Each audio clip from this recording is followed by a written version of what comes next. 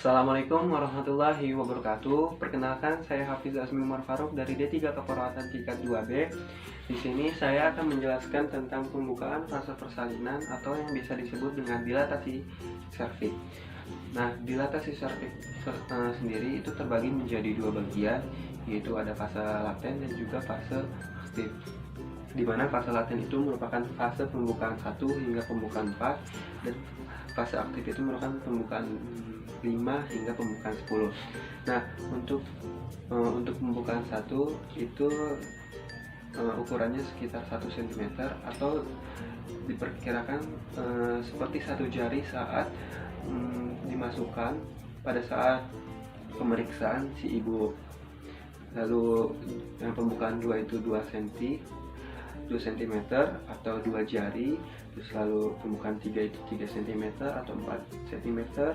Pembukaan 3 itu 3 cm, lalu pembukaan 4 itu 4 jari. Nah, untuk fase laten ini sendiri, jika kondisi ibunya normal, bayinya normal, lalu air ketubannya juga utuh, itu biasanya terjadi sekitar kurang lebih 6 hingga 12 jam. Akan tetapi ada juga yang bahkan berhari-hari ataupun berminggu-minggu. Nah, untuk pembukaan selanjutnya itu pembukaan 5. Untuk anak pertama biasanya itu akan ada peningkatan sekitar 1 cm dalam 1 jam. Dan untuk anak kedua, anak ketiga atau multigravida itu biasanya mengalami peningkatan sekitar 2 cm dalam waktu 1 jam. Jadi untuk anak pertama kurang lebih membutuhkan waktu 6 jam setelah fase laten untuk mencapai pada pembukaan 10 atau pembukaan lengkap. Nah, untuk anak kedua, anak ketiga dan seterusnya itu kurang lebih membutuhkan waktu sekitar 3 hingga 4 jam untuk mencapai pembukaan lengkap. Nah, pembukaan itu sendiri seringkali disertai dengan adanya blood show atau adanya lendir atau keluarnya lendir serviks dan juga kontraksi. Nah, kontraksi itu sendiri kan biasanya berbeda-beda setiap orang. Jadi kontraksi atau rasa mulus itu kalau di bahasa Sunda seperti sumilang atau kayak ingin mengeluarkan buang air besar atau pup tapi tidak bisa dikeluarkan gitu.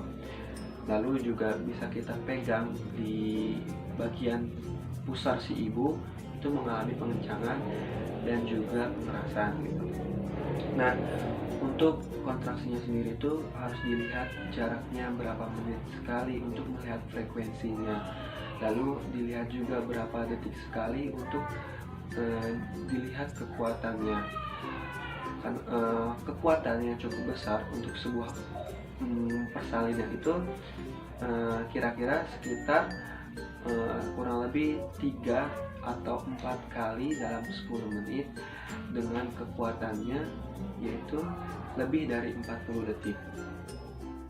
Nah, saat pembukaan serviks sudah mencapai 10 cm atau pembukaan 10, kita tidak lagi meraba bagian serviks si pasien, akan tetapi kita meraba bagian penurunan kepala si bayi.